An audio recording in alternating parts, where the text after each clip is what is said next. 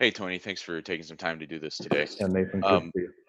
what impressed you the most about how Master approached his rehab to get back for this season? Well, just his attitude about it. He's so into his faith and never wavered in his belief system that he'd be fine and be back, and just the way he attacked it.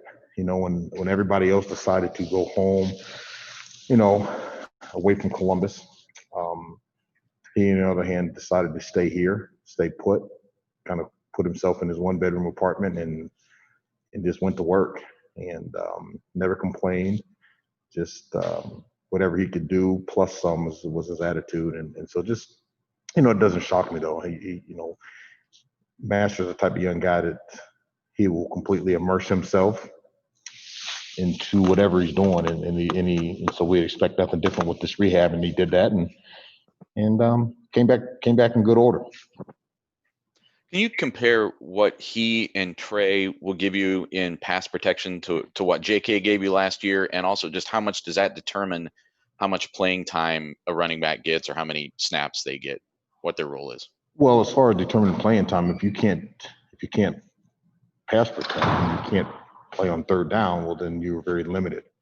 And what we were trying to do is have guys that are complete players, every down players, if you will, and now, but at the same time, if there's some situations that you're better at than others, and then you do what you got to do.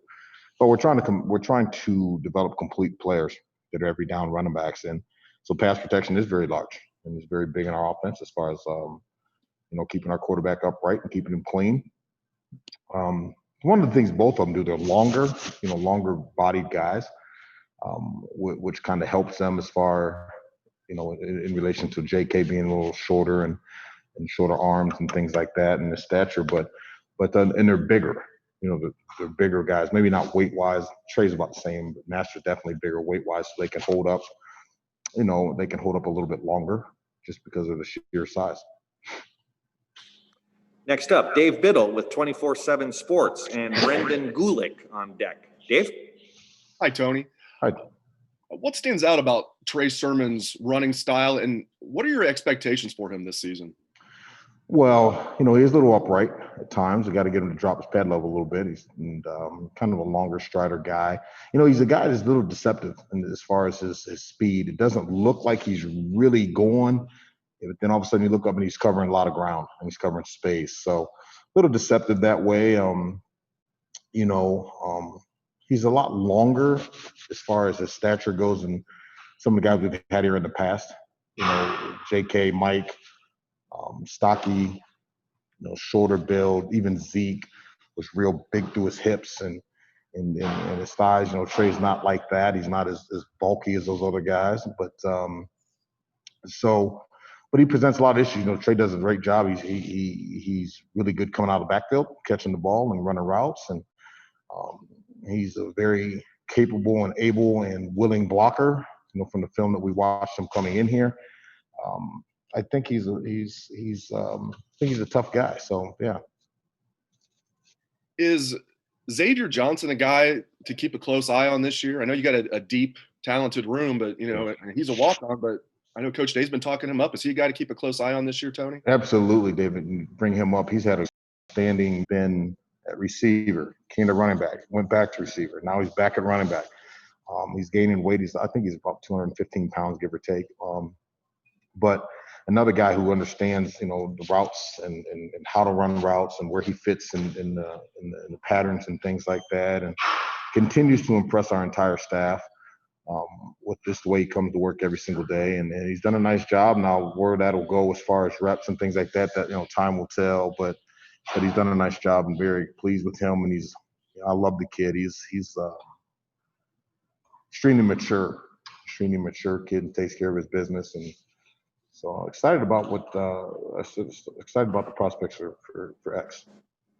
Thanks, Tony. Next up, Brendan Gulick with Buckeyes Now on Sports Illustrated and Austin Ward on deck. Brendan? Coach, thanks for the time here this afternoon. Yes, sir. I know you're going to get a lot of questions about Master and about Trey, and for good reason there, but I was hoping you might be able to tell us a little bit more just about what's impressed you throughout the development process here for the rest of your room, because you certainly have got some pretty talented guys there. Yeah, we do. Thanks for saying that.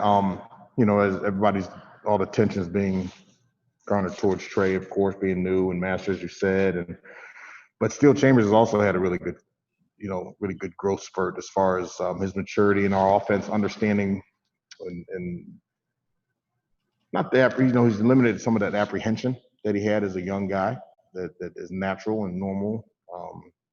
So he's grown up a lot, and he's continued to make plays. He's gotten, he's big. He's 200 and, don't quote me, but he's 223, 224 pounds. So he's another bigger bodied guy, and he's long. He's a perfectionist by nature, which is good, which is great, but also can also be harmful at times too, if it's not going exactly the way he wants it to go. But he's had a good, he's done well, and he's a guy that I'll be comfortable putting him in the game as well. I want to ask you too about the legacy that JK and even going back to Zeke have left in your room. What are the things that you see that those guys did carried on now that they're gone? I would say a couple things, really. I would say the way they take care of their bodies and just freakish about how they take care of themselves, as far as rehab and maintenance of their body. I'd also say the way they study the game. They're big film guys, and that's one thing that obviously impressed me with Trey as well, just throwing that out there with him. Really, really big film guy. And where you're starting to get, you're getting text messages and calls at 11:30 at night where they're watching films. Hey, coach, look at play number such and such, and what'd you see here? And just them trying to perfect their trade and their knowledge of the game, trying to understand what everybody's doing, in particularly offensive linemen and all the blocking schemes in the run game and in the pass protection schemes, and how they fit. And they're students of the game, if you will. That's probably the best way to say it. Those guys are really students of the game and always trying to improve and find ways to improve and expect their coaches to help them improve. That's what we're here to do. And so they drive that way and it drives them. And so those are the things that I think, two of the things. Then I think they set a standard. They set a standard of how you practice. And if you want to play a certain way, then you better practice a certain way. And those guys did that. They didn't take plays off in practice. Those guys that would get beat on and beat up on a Saturday, and they turn around on Sunday, come back like nothing happened. On Monday's a day off, but on Tuesday, which are hard practices for us, they're physical and they're strenuous practices. Those guys never miss practice. And the only way you get better is to play and be on the field. And those guys were always there. They never, they didn't take days off. They didn't take plays off. But that goes back to the training methods. It goes back to Coach Nick and following their lead and trusting what they're saying. It goes to Sean Barnhouse and his crew in the training room of following their lead and doing everything possible to get themselves ready to play, whether it be hydration, whether it be nutrition, whether it be sleep, whether it be the training room and ice tubs and massages, whatever it is. Those kids really took to that, and that's kind of the bar they've set. Next up, Austin Ward with Lettermen Row and Bill Rabinowitz on deck. Austin? Do we have to hear Austin ask a question? Austin, you're glad to see. Austin, how are those Cowboys doing, man? I've got a Border War book coming that I'll let you read when I'm done. I got a Border War book too. We beat them, so we're good. Yeah, don't mind this jersey back here. When it got me rattled. If you had gone back, I know that there are things that you can and can't say about injuries, but if we were talking in March after Master went down and Marcus had been a couple months into his rehab, would you have been surprised to find out that the Master would be in the position he's in now, where it at least looks like he's closer to helping and being full speed than Marcus is? Yes, and I'd be lying if I said anything otherwise. I say yes to that. However, also with all due respect, I'm far from being a doctor, and that's not my field, obviously. But knowing that injury or hearing about the blood injury and rehab times and things like that, that was I was very surprised and happy that he came back the way he did, and good for everybody involved. And Marcus was really it seemed like he was turning a corner when he got hurt, and you guys, you weren't going to redshirt him. That decision had already been made. This setback for him, how has he handled it? When might he be available to you, do you think? Yeah, we did have a minor setback with him, but he's coming back strong now. When he'll be back, I don't know that. Like I said, I'm not a doctor. I just that's up to our training staff and Stu, our rehab guys, and they'll kind of tell me and Coach Day, here's what we got, here's what we're working with, and when he can come back and how much he can handle as stress loads and things like that. So I really don't know when he'll be back. I know, but I do know he's coming back and incrementally coming back a little bit more every single day. And so how fast that's going to be when it's full speed, again, I don't have an answer to that, unfortunately. But he's fine. Mentally, he's fine. He understands where he's at. And it is what it is. And obviously it's a setback, but you can sit and sulk if you want. But again, it is what it is. And so this is the hand that we're dealt with, and we make the best of it. And we get ourselves prepared to play when we can and do as much as you possibly can, much as Master did. You get yourself ready to go the best of your abilities and spend as much time as you humanly possibly can to get yourself prepared so when the time comes, you're ready to go. Thanks, Tony. Yes, sir. Next up, Bill Rabinowitz with the Columbus Dispatch and Jared Smalley on deck. Bill? Hi, Tony. How are you? Good. How are you? Good. I want to ask you about both Master and Trey. First about Master, how close is he to 100%? And also, even if he hadn't had the injury, he has big shoes to fill, obviously replacing a 2,000-yard runner potentially. How confident are you that even a healthy Master Teague is up to the job? Well, I'm extremely comfortable with that and confident that he's up to the task now. To say he's going to rush for 2,000 yards, I mean, I can't say that. And the one thing you talk about is people always say, well, how are we going to fill this guy's shoes and how is he going to fill this guy's and that guy's shoes? But that's college football, right? I mean, at one point in time, you had Carlos Hyde, and then it was Zeke, and then Zeke left, and Mike filled in and did some good things, and then J.K. and so it's the world we live in. And that's why young people come here, and that's why young men come here. That when it's their turn, and they get that tap on the shoulder that they're there to perform and do their job, and do it at a high level and win games and compete for championships. That's why you come to Ohio State. So yeah, I am comfortable and confident in Master, and obviously with Trey as well. Or we would, if those guys couldn't play winning football for us here, not just winning football, but at the rate of speed that we feel we need to have to be successful, we wouldn't bring them here. And it's that plain and simple. And not only does everybody need to understand, the kids themselves, first and foremost, need to understand to hear the expectations, and they are high, and we make no apologies for that. And how close is Master to 100%? I think yeah, he's will continue to build his workload. Now what is that? Is that 60 plays, 70 plays? I don't know. He's ready for that, but he's if we played tomorrow, he'd play. And in terms of Trey, obviously a talented guy, but it is an adjustment coming from Oklahoma. What's been the biggest adjustment that he's had to make, and what's impressed you the most? Well, you'd probably have to ask him that question. I believe you guys are going to talk to him about what the biggest adjustment he's had to make. But for me, the way he attacked the playbook was impressive, and his ability to retain information very, very quickly, and then to transfer the information onto the field from the meeting room. And that's probably been the biggest thing for me. That was the most impressive thing coming in, is his ability to understand our whole offense and where he fits into the thing.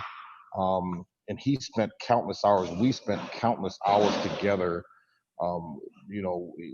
He'd come out to the house and of course social distance, but he'd come out to the house and we would just go over stuff. And he's always on a quest for knowledge. And coach, what about this? What about this? So that was probably the thing that stood out the most to me, is his ability to retain information, retain our playbook. Thanks, Tony. Yes, sir. Next up, Jared Smalley, WCMH, Channel 4, with Bill Landis on deck. Jared? Tony, a pretty simple question, but probably not a simple answer. You have coached so many elite NFL quality running backs in your room, and you've had to every year figure out who plays. And I'm curious, what are the maybe the 2 or 3 things that serve in your mind as the difference maker of how a guy ends up as the guy that's first out, getting the most carries? What in your mind is the most important factor for a guy to win that job?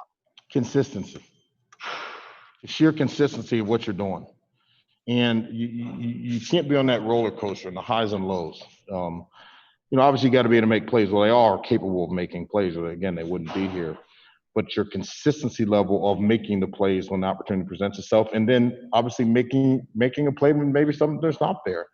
The consistency of knowing what to do, when to do it, and then performing that duty. Maybe it's a pass protection. Maybe it's catching a wheel route. Maybe it's running tight zone or outside zone and making a play when it's there. And that all comes with the knowledge of the game and studying the game, so that when the opportunity does present itself, you've been there, you visualize and put yourself in that moment. And then so when it happens, you're able to prepare, you're able to succeed and produce and being able to do that in a consistent manner. And that's why we practice every day, the way that we practice. And, we have the opportunity to have such elite players all over the field at all positions that you're practicing against the best every day. And so if you can make plays every day against our defense, and conversely from our defense against our offense, well, then we like to think that you can make it when we get inside that stadium too. And so to answer your question directly, I just say the consistency. And a question about Trey in particular. When you found out he was going to transfer from Oklahoma, I wonder how much you went back and studied his video from Oklahoma and what you saw as you tried to project and what he might be at Ohio State. What did you see in him back then that maybe opened your eyes? Well, yeah, we studied all of it, and we'd be lying if we said we didn't. I mean, we studied all of it from his freshman year all the way through to his injury. Again, you saw a guy that we thought was tough. We saw a guy that we thought had the ability to make plays, and he did. He made some here, in the shoe years back. But the kid consistently, when he was in, he made plays. We talked a lot to the Oklahoma staff and guys that knew him. And again, I knew him because I recruited him. But from his college days, we talked to a lot of the guys from Oklahoma, and they had nothing but rave reviews about him and the way he prepared, and a team guy. His work ethic was impeccable. So all the things that we were looking for to fit our room, he showed. Next up, Yes, sir. Bill Landis with The Athletic and Dan Hope on deck. Bill? Thanks, Jerry. Hey, Tony. Hey. When you have a taller back, guy maybe who runs a little more upright, is balance something that guys like that have to work a little harder at? And if so, like how do you coach guys through that so that they're not getting knocked off course as easily if guys are hitting them lower and they're running a little more upright? Yeah, you're right. There is, that can be challenging at times to get them to drop their pads, but there's drills. We can run them in the blaster, you can run them through the chutes. You do a lot of bag drills, footwork drills, so they're not sprinters, if you will, like receivers. Okay, that are everything they do is vertical. There's a lot of horizontal movements that we have to be able to make, and so your feet have to be balanced underneath it.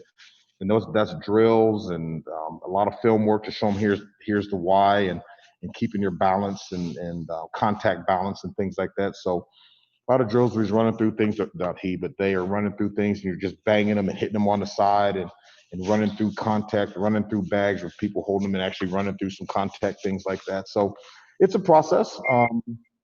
It is definitely a process, but those guys, again, they're fine-tuned athletes. They understand what we're trying to do, so it's not like it's a foreign deal for them. And so, but yeah, that can be challenging. And I always like to say this too, say, well, how do you get a guy to really drop his pads if you're having trouble? Well, you get somebody take his face off of him one time because he's running too high. That'll do the trick a lot too. And I guess on the flip side of that, a guy who probably doesn't have that issue is Mayan Williams. He's got a little lower. No, mine's about 2.5 feet tall. What stood out to you about him as he's gotten the pads on here the last couple of days and he's going through his first camp? Mayan is tough. I mean, he will put his face on you. He's a high collision guy. He doesn't mind contact. runs hard. You know, and one of the things with him is he's such, you know, he's smaller in stature, extremely strong kid. But when he gets up in the line of scrimmage in the holes, they're losing. They can lose sight of him behind all those bigger bodies. And people will laugh and say, well, that's, you know, that's cliche. That's not real. Well, it's extremely real because they can't find him. And so I've been impressed with him. You know, it took him a little bit longer to understand the playbook and just how fast things go and in the college game and the magnitude of the playbook and how many things there are to know. And not just know on the periphery, but really know. And be able to the job description of every single one of those plays. And so, but he has really shown he's come a long way in the past week or so.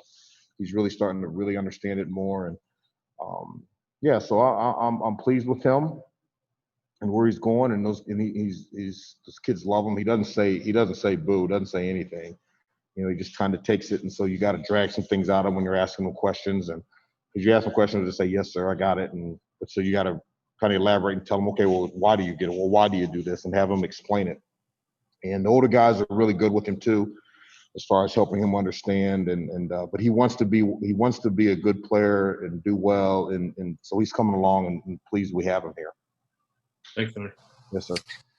Next up, Dan Hope with 11 Warriors and Tony Girdman on deck. Dan? Hey, Tony, I imagine it had to be tough for Trey to transfer and then have to have this weight on whether you guys would actually get to play football. So how did you help kind of work him through that uncertainty? Yeah, those were some long conversations that I had with he and his mother, and they were numerous, and because he was frustrated, the kid just wanted to play, and much like our other guys, you know, and but he, you know, he stayed the course and he didn't waver. He just said, hey, you know, I can only do what I can do, and only handle the things that are right there in front of him on his plate, and so as we told him, just keep having faith and this thing's going to work out, as we kept telling all of our players, and just keep learning this offense, keep grinding, you know, stay positive because he's a very positive type kid. Don't lose that. That's one of his biggest attributes is he's extremely positive in nature, and don't lose that. And this is hard. It's hard for everybody, but we got to stick together. And as a unit, we got to stick together as a football family and football team. And he just knew that if he needed something to lean on, that I was here for him the best that I could be. And I don't, you know, and I told him I don't have all the answers how this thing is going to go. I don't, but I do know that whatever it is we're going to do it what's ever in your best interest, and as a staff and then as your position coach, and so he's been great. He really has, and again, he's a very positive kid by nature. So I'm excited for him. So things are starting to work out. Thanks, Tony. Yes, sir. Next up, Tony Girdman with Buckeye Scoop and Stephen Means on deck. Tony? Hey, Tony. I'm wondering, who's the leader in your room other than you, like during meetings? Other than me? You know, right now I'd probably say Master, but, you know, X speaks up a lot, you know, and his personality is lending himself to that, and because he's become more comfortable in our room, and he knows he's gained a lot of respect of his teammates, not just his coaches, but his teammates, and respect to the guys. So he speaks up quite a bit, and in our reality, Trey is starting to kind of come out now. You got to understand, Trey's played more football than anybody in that room. He really has. And so with that comes a vast knowledge of college football and the speed of the game, and you know, and what comes with that. So and so he's starting to kind of speak out more and things like that, which is good. And took a little bit of time just for him trying to figure out where he fit in the grand scheme of things, being a new guy. But he's starting to speak up. So I would say that Master is probably the one that everyone kind of looks to, and you know, say, hey, what about this? Because again, he's the elder statesman in that room, if you will, as far as the length of time in that room with me. But so just kind of continue to develop that whole room as leaders, you know, in their own space and in their own way. And that's a chore unto itself to be able to get guys, hey, you need to speak up more. But then we got to give them the platform to do that. And I try to do that in that room, to give everybody a little bit of a platform so they can speak up and lead in their own way.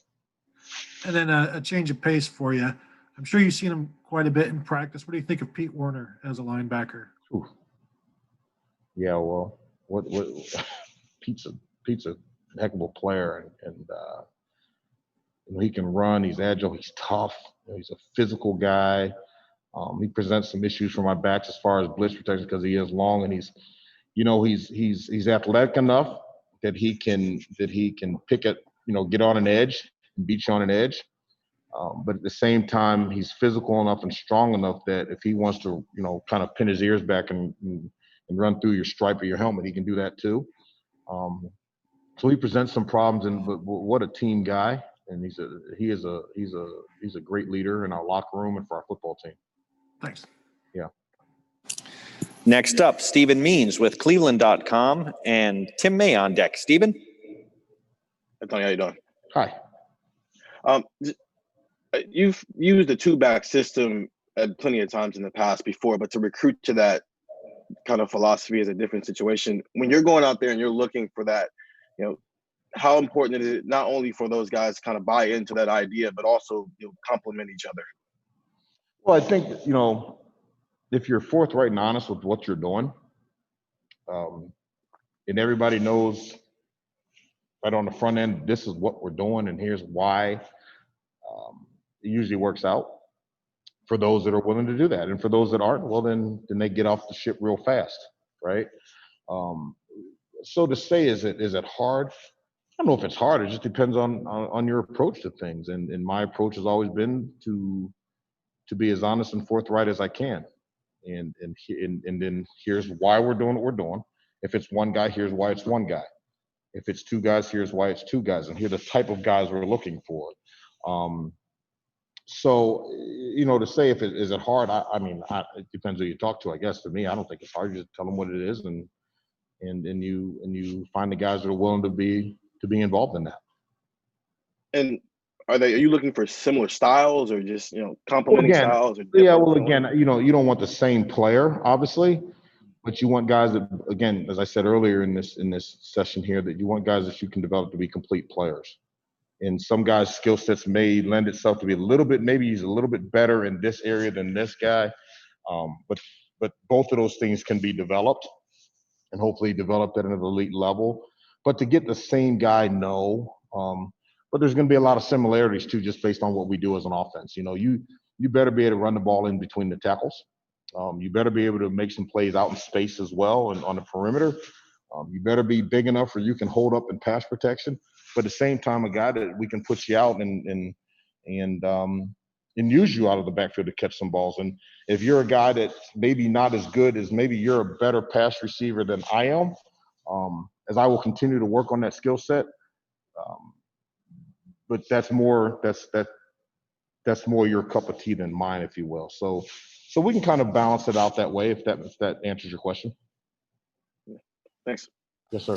We got time for two more questions. First, Tim May with the Tim May podcast / Lettermen Row, and then Patrick Murphy on deck. Tim? Thank you very much, Jerry. By the way, Tony, you lived the border war, so you don't have to write a book about it. I wanted to ask you this. Thank you very much for that, by the way. Right? I mean, you're right. I did. Yeah, you're the guy that they'll be interviewing about the border war, but I digress. Number one, if you guys under contract, you coached under contract, have you opted into the 5% cut for the year, or just what's kind of the status there? And what do you think about about this situation and some of the sacrifices people are having to make? Well, first of all, again, as I said way back when it started, really appreciate all the first responders and the people that are, working every day and diligently working to keep us safe and putting their lives on the line every day with their families and things like that. So really much respect to them. Full disclosure, yeah, I did opt in. And that's not to say those that do or don't and doesn't make them bad or doesn't make me better. This is something that I decided to do and thought it was the right thing moving forward. It's unfortunate where we're at, but it is what it is, and we just have to make the best of it. And our players have been fantastic, as have the families that of our players, as far as keeping themselves safe. We continue to have great results in our testing. And so our players have been great. I know that there's some coaches, Coach Day even mentioned there's coaches that have stayed in hotels just because they have children in school age and have made those sacrifices. And but again, if it's important to you, if we say it's important to us, then we'll do the things that we need, that we feel necessary to show how important it is to us. And that doesn't mean that someone else has to agree or disagree with it. Every man has to do it his own way. So, yeah. But yeah, some coaches have had to make those sacrifices, monetarily, maybe not staying in the home, staying in their homes, or whatever it is. And guys have done the things that they feel necessary to do. But yeah. The other thing, just from a general view of the offense, a lot of people are excited about where this offense can go this particular year with the dynamic guy you fellas have at quarterback. You figure Trey Sermon. I mean, you watch video on him. He's got the ups. I mean, Master Teague, what he can do, and then the wide receiver core and tight ends. And I'm just wondering, and then of course that offensive line. But just as a coaching staff, are you excited about where this offense can go if in fact y'all hit the ground running, so to speak? Yeah, I am. We got some dynamic playmakers all over the field. At least we believe that we do. And so now it's as far as it just goes back to doing the things in the confines of our offense and keeping the main things. I believe that. I think that we have a good enough football team that if we take care of the little things, as far as just how we go to work every day, and practicing at a certain rate of speed, and not turning the ball over, and self-inflicted wounds with penalties and things like that, we should be fine. But again, everyone's going to say that this time of year. And so, don't want to get too far over our skis and get ahead of ourselves, but how do we get better today? And that's the main thing. Today is Tuesday. How do we get better today? Is it obvious? Yeah. Is it obvious? So you've got a veteran at quarterback. I mean, what's the biggest difference you see in just that guy running the show? His leadership. That's the thing that's shown up the most to me. Obviously, he was extremely athletic, can do so many things with his feet and his arm, but his overall leadership of our entire program has been the thing that has stood up the most to me. And now he has really taken Buckeye Nation, and he's taken the Ohio State football program and wanted to be the face of it, and not only be the face of it, be the face of it in a positive manner, and to represent this place in our program the way that he has is a tribute to him. It's a tribute to his family. It's a tribute to his relationship with Coach Day and being able to articulate the message that Coach Day espouses to our entire program. And so really, really proud of Justin, the young man that he's developed into since his time here. Thanks, man. Yes, sir. And we have time for one more question from Patrick Murphy with 24/7. Patrick?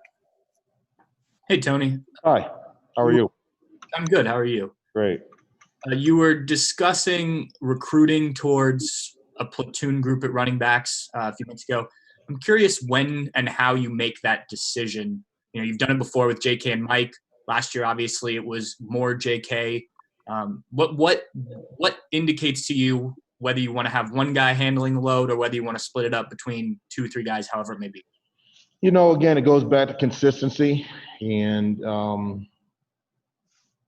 do we feel, not just who, but how many guys do we feel can really play at the level that we feel is necessary to win games at a high level like we want them to, and produce at a high level like we want them to.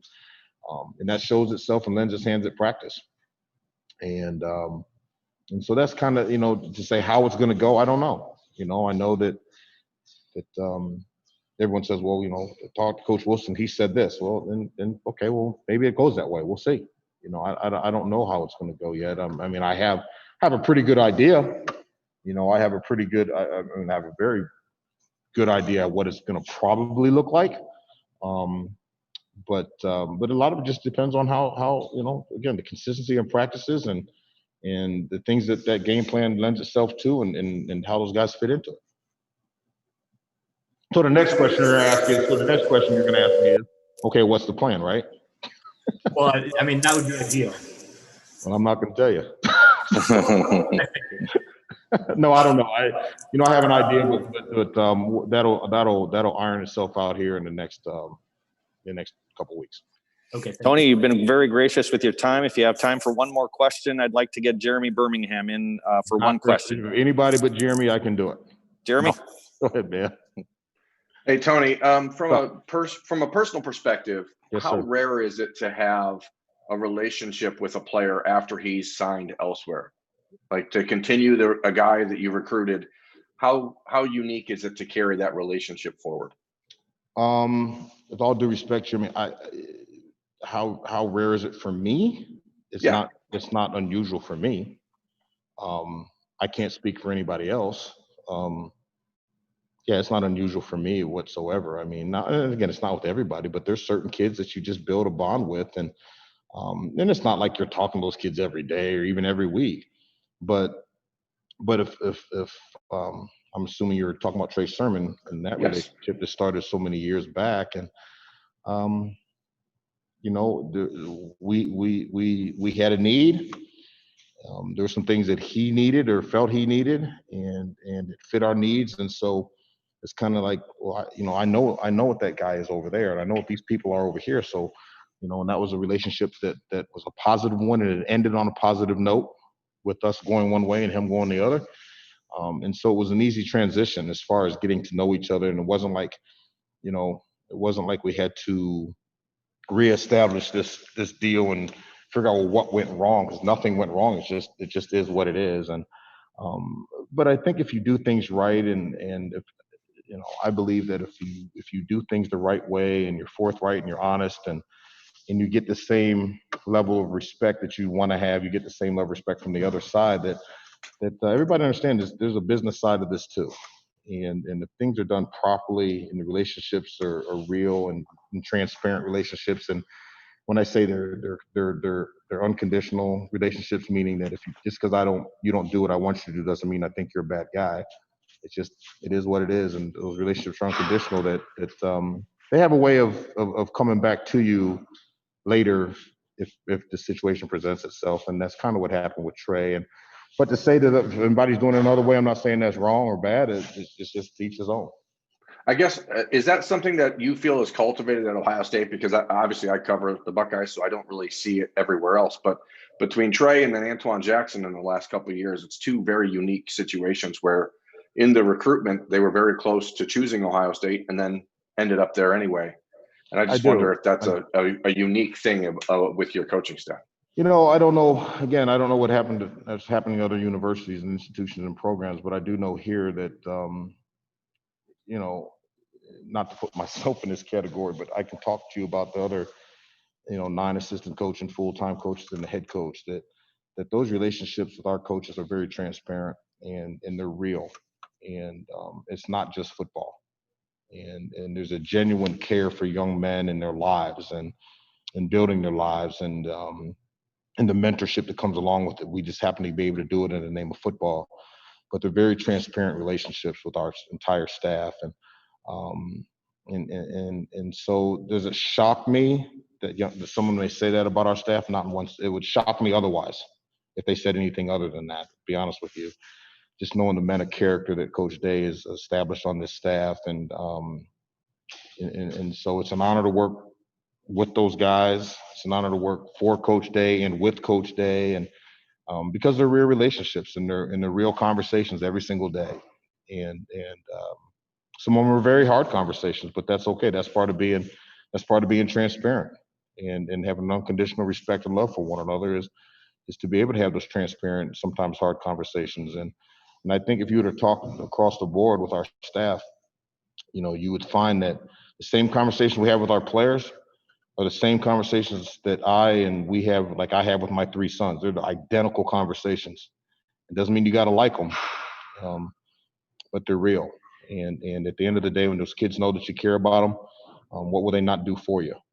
And if you ask the players to open up their hearts to you, then we better be willing to do the exact same thing. Or once again, it's a one-way street, and that's not unconditional. Thanks so much. Yes, sir. Coach Alford, thank you so much for all your time this afternoon, and we really appreciate you taking the time with our guys. And again, thank you and have a great practice and a great day. All right. Thanks, guys. Thanks for having me. Have a good day. Thanks, Tony. All right. See you now. Thanks, Jerry. Great job. Thank you. All right, guys, we'll have Master Teague up here next shortly. But in the meantime, I'm going to bring national reporter for The Athletic, Ari Wasserman, on the call right now to answer your questions about culture at other programs and how Ohio State leads the nation in that. I'm just kidding. I see people shaking their heads. No, you don't want Ari? Raise your hand. Let's get Ari on here. Trying to get a break from him here, Jerry. Okay, so we'll have Master, like I said, in a few minutes, and then follow him up with Trey Sermon tomorrow. Actually, guys, I don't know if I've told you guys this or not. We're gonna start to transition those Thursday assistant coach interviews to Wednesday beginning tomorrow. Since that'll be our schedule once we're into the season in a couple of weeks anyway. So these last couple of weeks heading into game one. The Thursday interviews, and I'll shoot out some advisories just so you know. Our Thursday interviews will be done on Wednesday. It also does open up the Coach Day radio show for you guys as well. So we will do defensive line coach Larry Johnson and a handful plus one potentially of defensive linemen tomorrow beginning at noon with Coach Johnson. And then I'm going to invite Tyreek Smith, Tommy Togiai, Javante Jean-Baptiste, Antoine Jackson, Tyler Friday, and Zach Harrison to visit with you guys for just about 10 minutes each in the window between about 12:15, 12:20, and 2 o'clock. So I'll put an advisory out later tonight just to confirm all this, so everybody knows it's Wednesday and not Thursday. But that's the plan for this week. Then we'll be back momentarily with Master.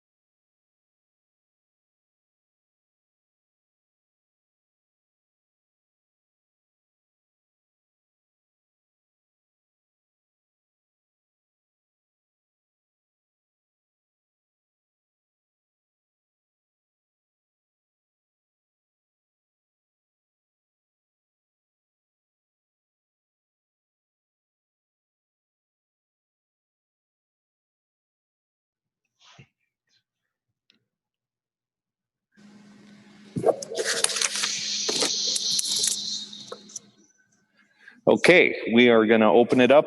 Questions for Master Teague with Mark Snyder from Press Pros with Spencer Holbrook on deck. Mark? Yeah, Master, when you went down with the injury, the Achilles injury, could you just talk about the whole time frame? Coach Alford mentioned that you were all by yourself on campus in a one-room apartment working out.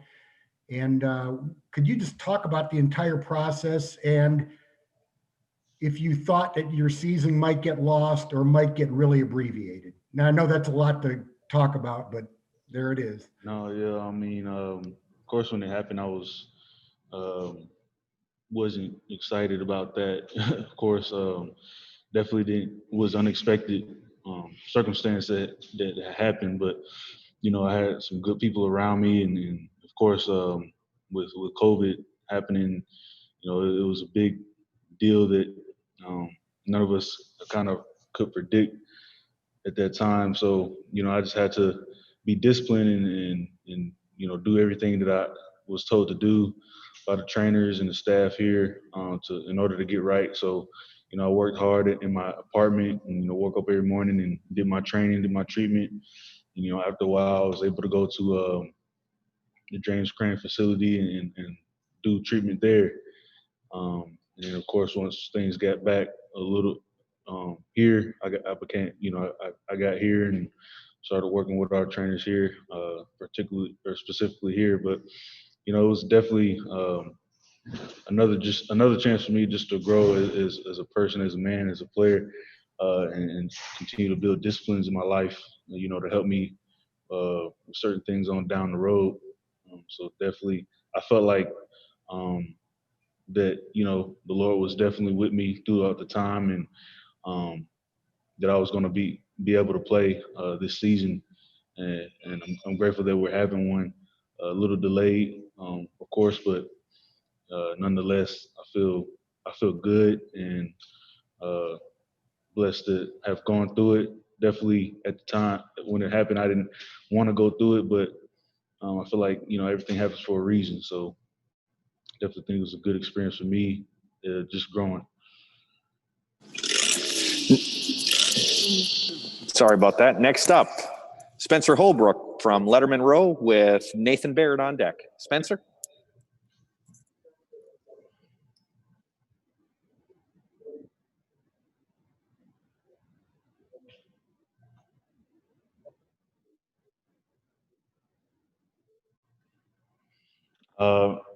I think he's a great addition to the team, to the room.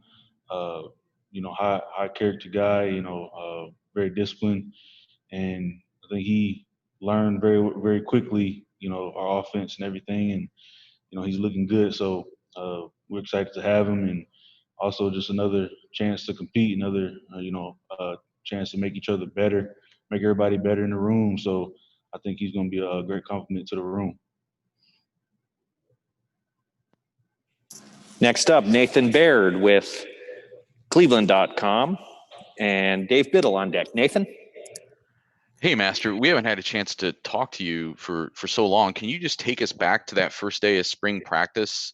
I guess how much optimism you had going into that about being able to, position yourself as the main guy, but then also what happened on the injury and when did you realize right away how significant it was? Yeah, I was definitely excited. Highly anticipated. Put in a lot of work, just like everybody here. But when it happened, I knew something was wrong. I knew something was up. I just wasn't quite sure. Couldn't put a name to it, but I knew it wasn't good. I couldn't really put weight on my foot or walk regular. So I knew something was wrong, and I was just in shock at the time. And fortunately, I hate the COVID deal happening. A lot of people got sick, and a lot of people unfortunately lost their lives. But I think as far as my injury goes, it's kind of worked in my favor and thinking in that way. But it's definitely unexpected, and but when it happened, I knew something. Something was up, something wasn't right. So, but like I said, I think it definitely was a blessing in disguise, and just continuing to build in life. You're always going to have some obstacle, something to overcome.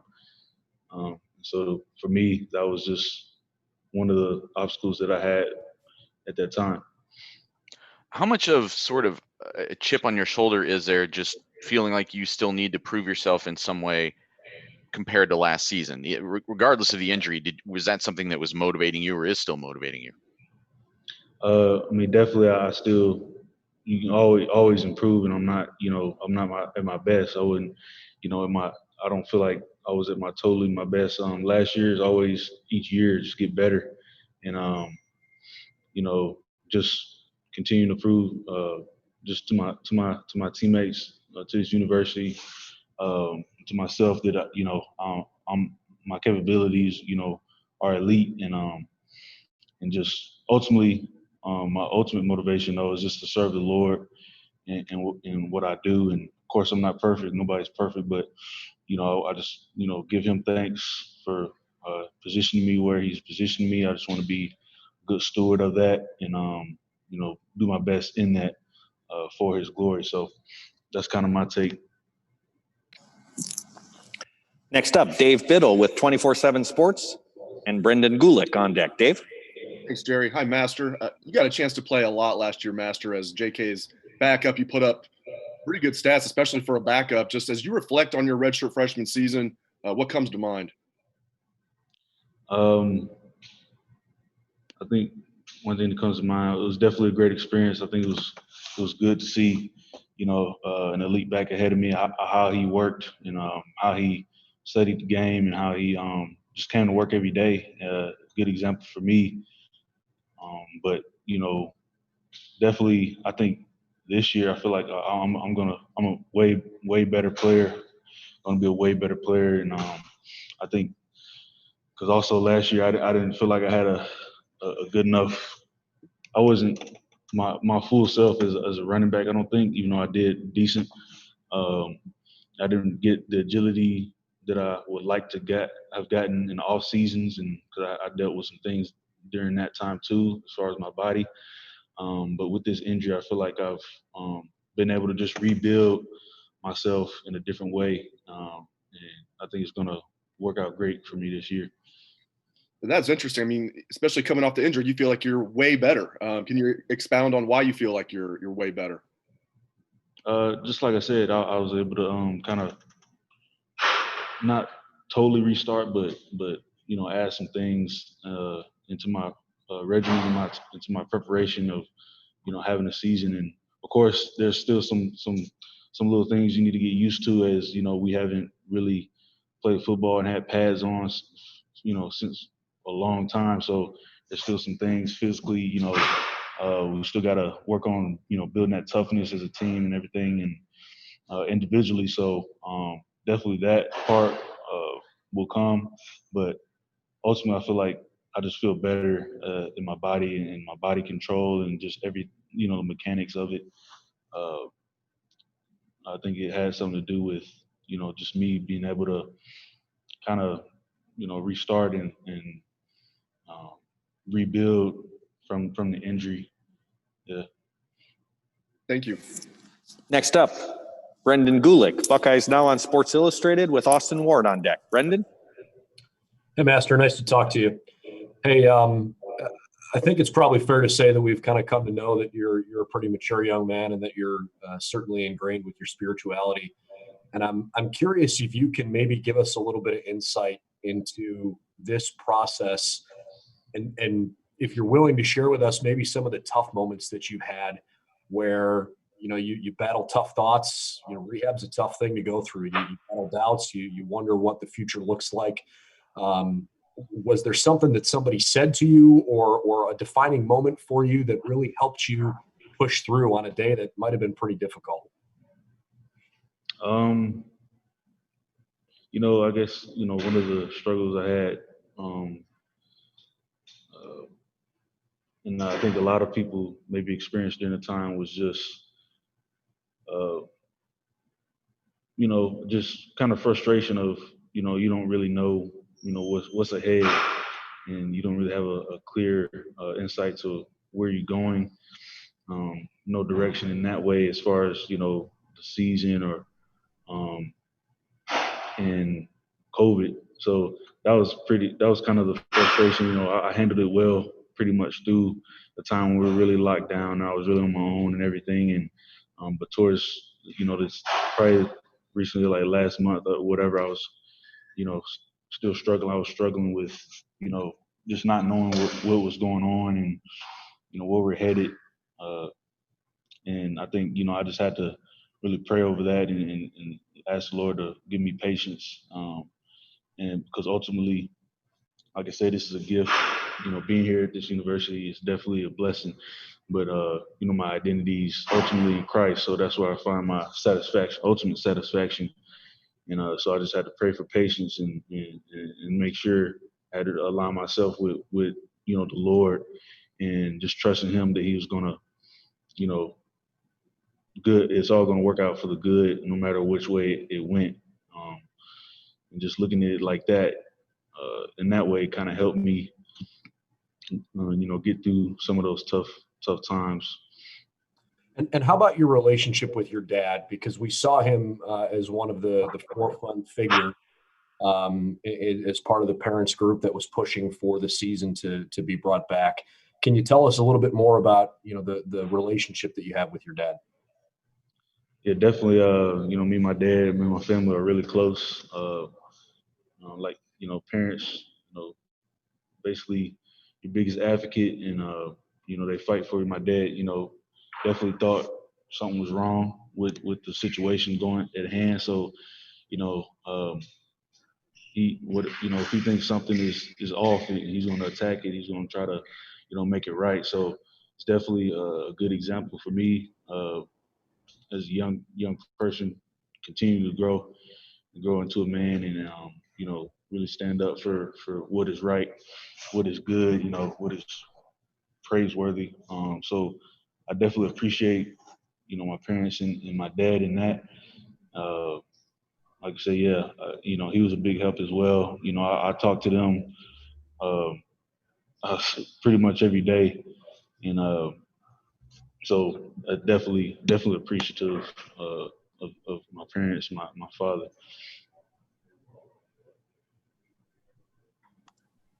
All right, we got time for two more questioners.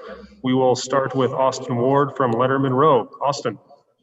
Hey, Master, I want to go back to something you said a little bit ago, that maybe this wound up being a blessing for you to have the season moved back a little bit. If the season had started on time on September 3rd or 5th or whichever schedule, how close to 100% would you have been, and how much do you think you could have played a month ago? No, I definitely think I definitely would have been good.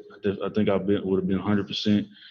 I meant the earlier side of this. I think it was I didn't miss spring practice, and I kind of had more time in the summer, to just get right and not really miss anything on the football side, because we were basically out. So I feel like I would have been ready to go, to be honest, if we would have started regular time.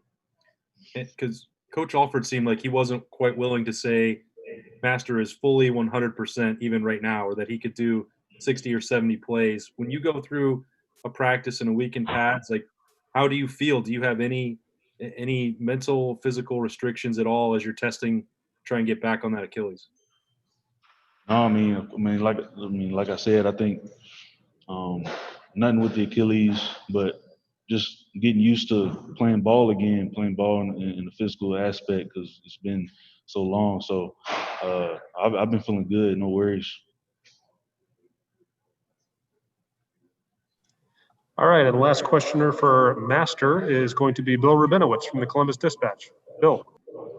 Yeah, Master, you talked about kind of reshaping your body or changing your body. Were you trying to get more agile? Was that the biggest focus for you? I guess that's one of the things that I feel like I was missing a little bit last year. Not being able to participate fully in the summer, spring trainings. So I was able to, do more agility work and footwork and just different things, balance and all that. So I definitely feel better, well-rounded in that aspect of my game. So I feel good. Okay, and you put up some pretty good numbers last year as a backup, but I know the last game didn't go the way you wanted to. I think you had 9 yards and 7 carries. How much did that drive you, that Clemson game? That give you even more motivation to prove that you can be a J.K. Dobbins, a Zeke Elliott, all those, another great Ohio State running back? Yeah, so, that definitely, wasn't a performance that I want to have. But, you hate to go through something and then have to learn from it. You like to learn first and then go from there. But definitely, I think it's something that I've thought about and, want to make sure that I display that, I can make those plays. I can make big plays in the heat of the moment, in those heated games like that, in the big games, I can still contribute and make a difference. So definitely, that's one of the things that I have thought about, and I feel like I definitely do better with that this year. But like I said, I think JK was a great example for me of how to prepare and how to be ready for those moments like that. Thank you, Master. Appreciate it. And Master, thank you very, very much for your time today. Really appreciate it. Have a great practice. Thank you very much. Yo, God bless y'all. We'll be bringing up Trey Sermon here momentarily.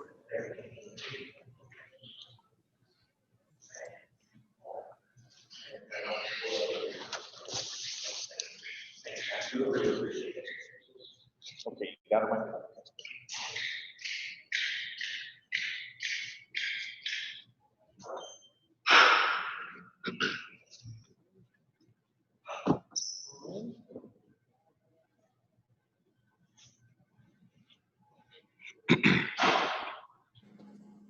All right, folks, for the first time, you guys are going to get a chance to say hi to Trey Sermon. So everybody wave right now. I want everybody to, there you go, there you go. I told you, Trey, this is a good group of people.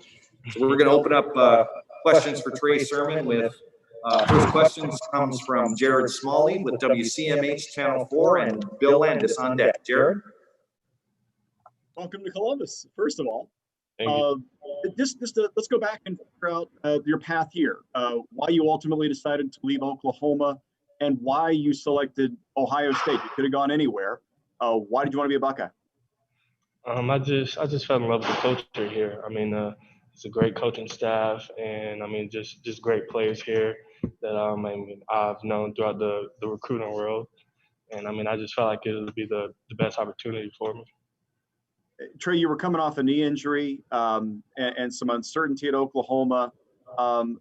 Walk us through where you are now from a health standpoint, and also where you feel from a competitive standpoint. You're in a room with a lot of really good players.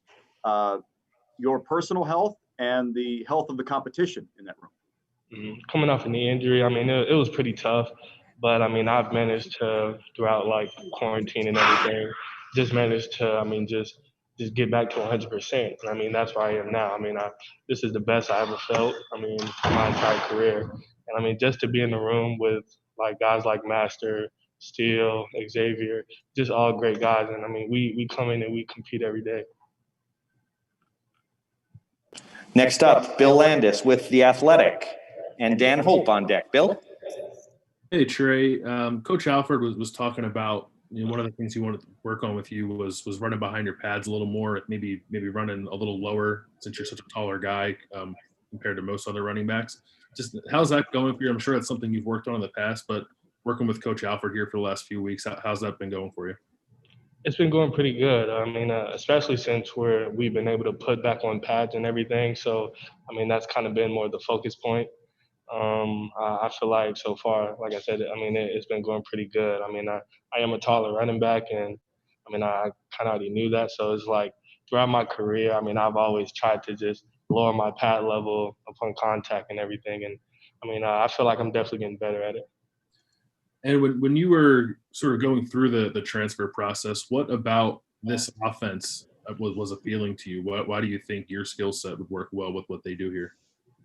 Really just how they use their running backs. I mean, the system is kind of sort of the same as Oklahoma. I mean, they throw the ball a lot to the running backs. They have a great run scheme, and I just felt like it would be the best fit for me. Thanks. Next up, Dan Hope with 11 Warriors and Tony Girdman on deck. Dan? Hey, Trey, obviously you transferred here with visions of playing. So what was it like this summer with all the uncertainty over whether you guys would actually get to play this fall? It was really tough. I mean, my mindset at the time was, I just have to focus on just getting better. I mean, I have to stay ready because once the opportunity does come and they say we get to play, I don't want to be behind. So, it was pretty tough just to continue with that mindset, but I managed to do good. Has it been weird watching your old teammates at Oklahoma already play a few games while you guys haven't got to play yet? Yes, it was definitely a little weird feeling just us being postponed, but just watching those guys it's still exciting that football is back. So I've enjoyed watching them. Thanks, Trey. Next up, Tony Girdman with Buckeye Scoop and Tim May on deck. Tony? Hey, how difficult was that last year for you when you were, I guess, healthy and still not maybe getting the ball much? I think Texas, no touches. How difficult was that for you last year, especially as a freshman when, you had the ball so much, sophomore you had the ball, and then you dealt with what you dealt with last year? It was pretty tough, but my mindset was whenever I get the chance, I'm gonna make the most of it, and that's what I just continued to do. Up until this point, my mindset is just to take advantage of every opportunity, and it's something that I learned from that experience. Thanks. Next up, Tim May with the Tim May Podcast, Lettermen Row, and Patrick Murphy on deck. Tim? Trey, I was just wondering, what has been your impression since you've been around him now for a while of Justin Fields and what he brings to the position of quarterback and also to the position of leadership of this football team? He's a phenomenal guy. Everybody respects him. Everybody loves to play with him. And me personally, I've known Justin for quite some time. I played against him in high school. We trained together. We had the same trainer since high school as well. So actually being on the same team with him, it's a bit different experience. But I've enjoyed everything. Just how he just commands the offense and his leadership is just great. And you personally, what is it like to go from an Oklahoma to an Ohio State? Few people get that chance in their life to go from one college football playoff contender possibly to another. Were you surprised that there sort of was an opening at Ohio State where you could take advantage of that? And just sort of how have you, if you sat back and thought about that, of sort of like, I don't know, lucky is not the right word maybe, but how fortunate you are? I definitely realized how fortunate I was. This is a big time program, and there's always great running backs. Coming through here. Such as J.K. and Zeke. So it was a good opportunity once I found out that there was an opening here, and I just wanted to take advantage of it and be a part of this team. And one other quickie, what is the biggest difference between the Oklahoma program and Ohio State so far that you've noticed? What is something you can put your finger on? I'm not really sure. They're both great programs. There's not really many differences. The coaching staff is great. Both teams play at a high level. Like I said, they're both top tier programs. So there's not really too many differences. Thanks, man. Next up, Patrick Murphy with 24/7 Sports and Stephen Means on deck. Patrick? Hey, Trey, how you doing? Good. Not many guys have worked with Lincoln Riley and Ryan Day, but those two are similarly compared in terms of how they've come up, being younger head coaches. I'm curious your perspective on those two, given that now you've had to work under both of them. They're both great guys. They're very intelligent. they're great at what they do. I mean, they're great at calling plays and just getting the right people in the right system. And I mean, just being able to experience both, I mean, I'm definitely grateful for it. And I know you guys haven't played a game yet, but you've practiced at Ohio Stadium a couple times. When you stepped out there the first time, did you go back to a few years ago when you're scoring that first touchdown as a Sooner? I definitely did. Had a bit flashback. I mean, it was just a great experience. And now that I'm a part of this team, I mean, I'm just excited. Thanks, man. Next up, Stephen Means with Cleveland. Oh, Mike, do Stephen. I just lost my power. Yep. All right, Stephen Means, Cleveland.com. You're up. Hey, Trey. Your quarterback situation has been Heisman Trophy winner, number 1 pick, Heisman Trophy winner, number 1 pick, Heisman Trophy finalist, and now potential Heisman Trophy winner, number one pick. I mean, just kind of break down, like, having that type of those are the type of quarterbacks you've played with, and just kind of compare them all. And where does Justin kind of fit in that line of what Baker Mayfield, Kyler Murray, and Justin Hurts were? Jalen, yeah. Well, I mean, for one, they're all great quarterbacks, and I mean, they were all very dynamic. And I would kind of say Justin is more similar to Kyler as far as being dynamic. I mean, he has great running ability as well, and I mean, they all have great leadership, and that's just another thing that I see in Justin that I saw in those guys. I mean, they just take the field. They're confident in what they do, and then I mean, they do a great job of just taking charge of the team. And all those guys have a different amount of running ability, and where Justin kind of falls into that. But also, how does that help you as a running back when your quarterback can run like that? It helps me out a lot. I mean, they have to respect the quarterback as a run threat as well, and I mean that takes the pressure off of me. So, I mean, it's a great feeling just to know that I mean I have a quarterback who can take it 50 yards and go score. I mean, he's just as fast. He's big and strong as well. So, I mean, it's a sort of a relief, but I mean, it's a good feeling. All right, and our last questioner of the day will be Jeremy Birmingham from Lettermen Row. Jeremy. Hey, Trey. Thanks for taking time today. Hey, how unique is the relationship that you and Tony Alford have to get you to this point where you were obviously heavily recruited by Ohio State in high school, chose to go to Oklahoma, and then come back to Ohio State at the end of your college career? Is that relationship that unique? And if so, what made it so different?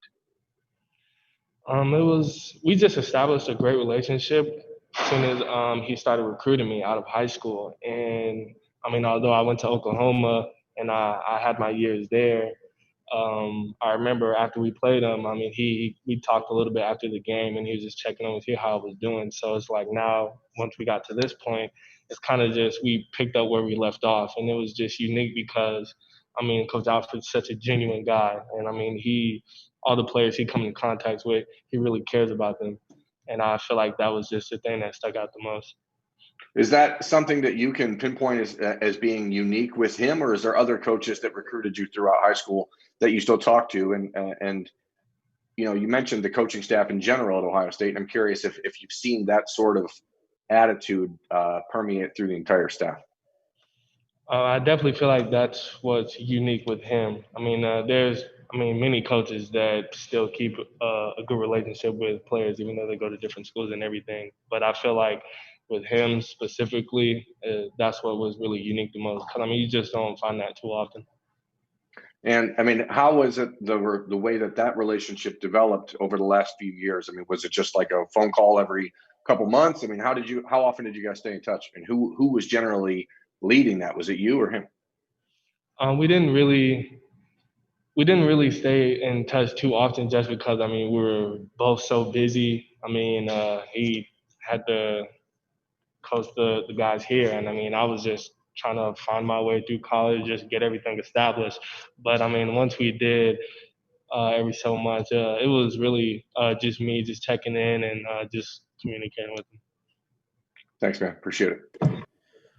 Trey, thank you very, very much. Hope you enjoyed your introduction to these guys, and we'll be talking to you again throughout the season. But appreciate your time. Have a great practice today. Thank you.